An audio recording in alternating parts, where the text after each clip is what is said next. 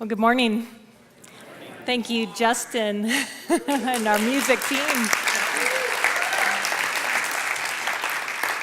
So in this month of November, we have been focused on generosity, on the fact that it is in giving that we receive, and going beyond just the acts of generosity and doing acts of generosity, becoming the very beingness of generosity, being that presence of generosity in the world and in our lives.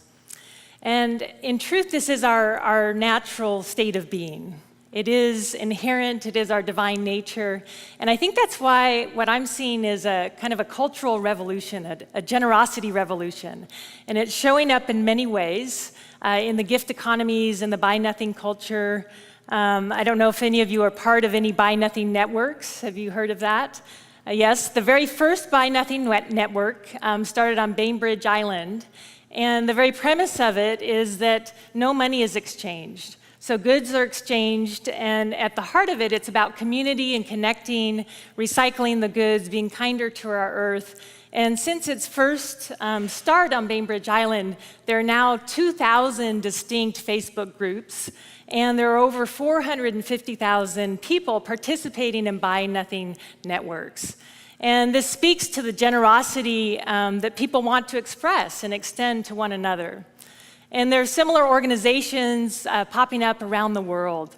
Another one is Service Space, and Service Space got its start in the 1990s in Silicon Valley, which was really during the dot-com boom. And a group of entrepreneurs came together, and all these entrepreneurs were making money, but they said, we want to turn the social and economic norms on their head. What would it be like if we started a nonprofit that's whole premise was about generosity and providing valuable services and goods at no cost? But we want to nurture generosity. And it's from this group and their work that the term giftivism was born and coined. And giftivism is defined as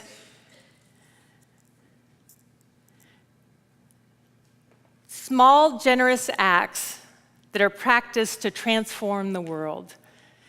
And it was a really new idea, but it's a really ancient idea as well. And Service Space specifically focuses on small, random, generous acts. And the reason for that, they believe, and I believe as well, is while really grand, generous acts are beautiful and inspiring and hopeful, it's in those small daily acts of generosity that are transformative and sustaining. That's when it becomes a way of being, when we practice this daily as our very nature and we extend that generosity to others. And so I want to share with you a story from the book Love, Let Go. And Laura Sumner-Thoreau and Amalia Campbell are the authors of that book, and they relate the story of David Malia. And so when David was 14 years old, he lives in Chicago, he was coming out of a movie theater, and he saw a bunch of people hugging in front of the movie theater, free huggers. And he thought, well, that's strange. And he walked by, and of course he was not going to have anything to do with it. He was not going to participate in that. Yet the seed of an idea was planted, and it stuck with him. And he kept mulling it over as he went home and that night. And so the very next day, David was out on Michigan Avenue in downtown Chicago with a t-shirt with duct tape and neon letters that said free hugs. And from that moment, David was hooked. He's been a free hugger since. He's now a grown man and a business executive, but he makes a point of wearing somewhere on his being something that says free hugs, whether it's on his shirt or his jacket or on his forehead or on a wrist brace.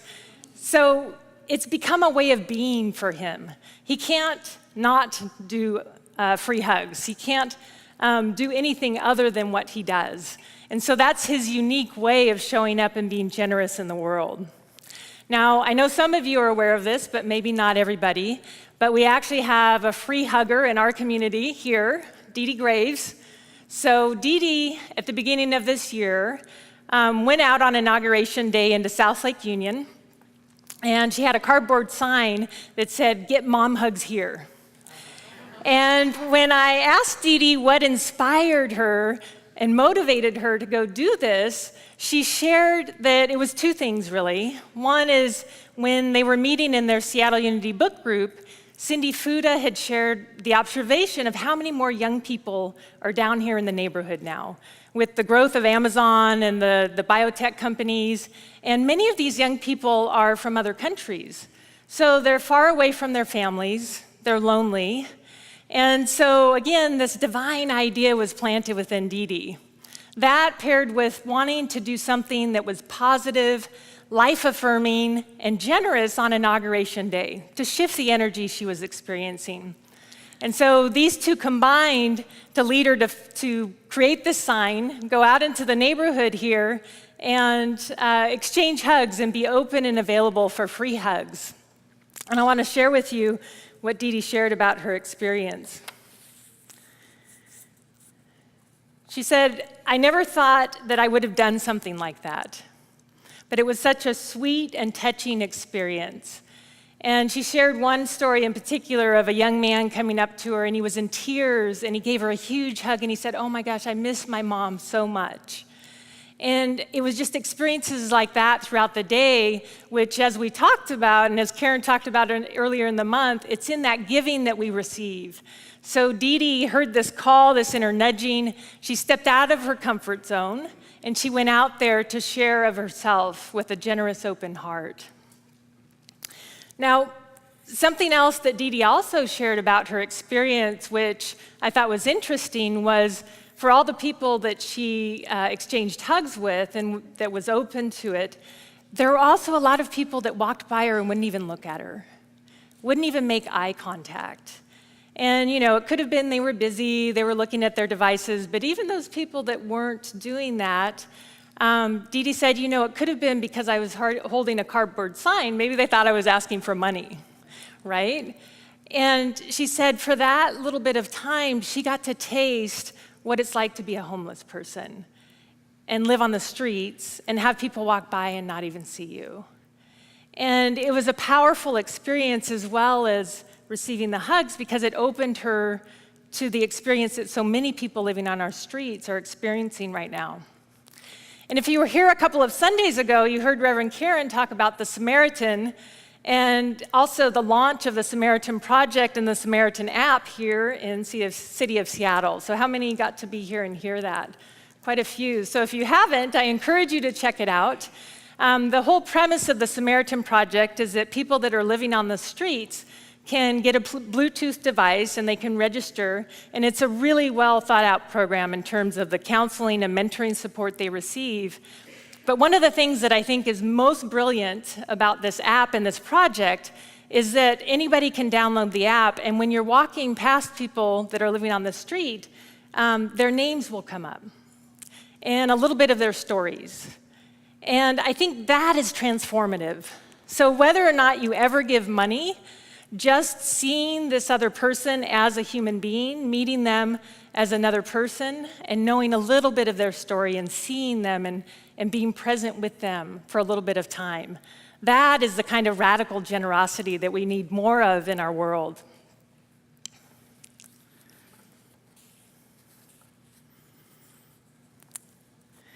And so also in the book Love, Let Go, LaSalle Church in Chicago, they received some unexpected income, and they were in prayer and discernment for quite a bit of time, trying to figure out what they were going to do with this unexpected income. And ultimately, they ended up tithing the majority of it to individuals and organizations. And one of the recipients, Stephen Martin, he was a member of the congregation, but also lived on the streets at the time. And he received a $500 check and a note that said, "Go do good in the world." And that was the only stipulation that all the receivers had. And Stephen Martin, living on the streets, no one would have judged him if he had used that check to go and purchase new shoes or a warm coat. It is Chicago after all, there's extreme weather.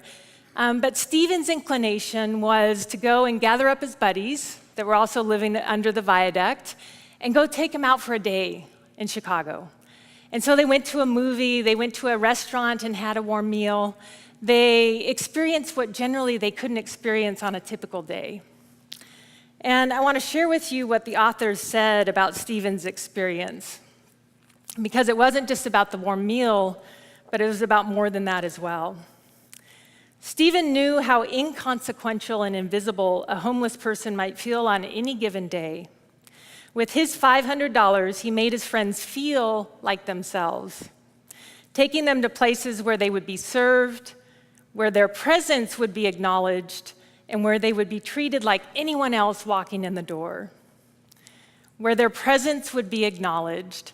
This is radical generosity. So not only was Stephen's initial inclination to give and share the good that had come to him, but also the warm meal, but even more than that, was to be able to share in an experience of allowing his friends and himself to be seen, to be noticed. And that, I think, is one of the greatest gifts that any of us can give to one another. Now, there are no shortage of opportunities for us to give. You know, as Aaron was saying earlier, it can sometimes seem overwhelming, right? The number of people and places and organizations that seem to be calling out for need. It can almost lead us into a giving fatigue. And for me, what this usually leads me to is a kind of a warning signal that, oh, time to go within. Time to replenish, time to go into the silence, into the stillness. One, to renew my own inner reservoirs, but also so I can hear with a deeper wisdom. And that inner wisdom guides me and tells me what is mine to do, what is unique to me. And so maybe it's somebody whose name just keeps kind of coming up in the back of your mind. And it's just as simple as sending them a message saying, hey, I'm thinking about you today. Hey, I just wanted to let you know I'm thinking of you. So generosity is going to look different for each and every one of us.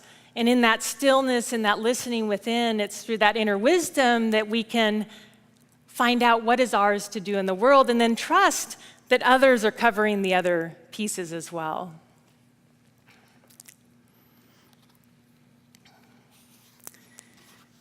To me, this is the heart of our second unity principle.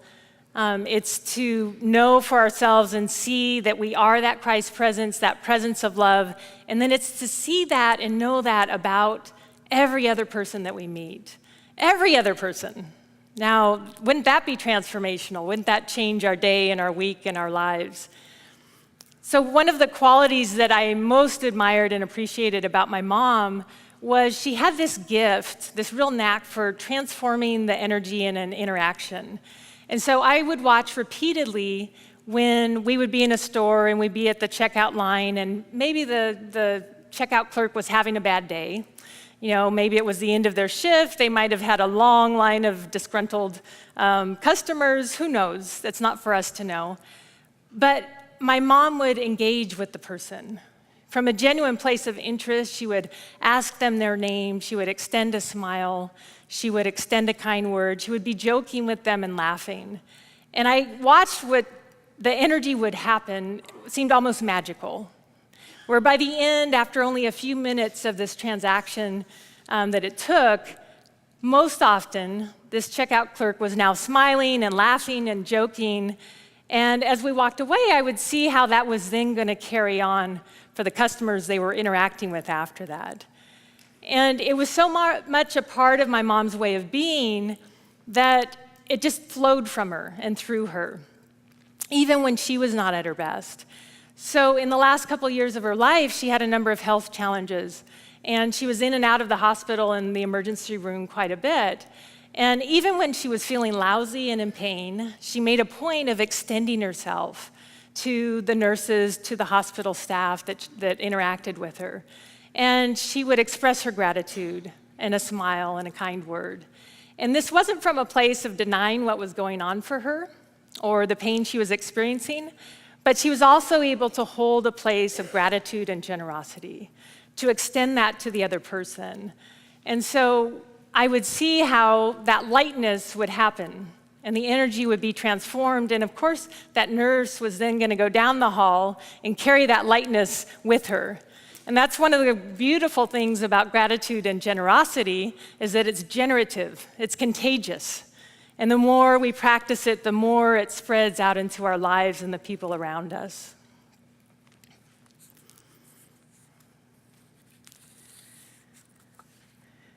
Now, an important side note with this in our generosity and our giving, Those interactions my mom had, they may not have been transformed in that moment, but that's not for us to determine.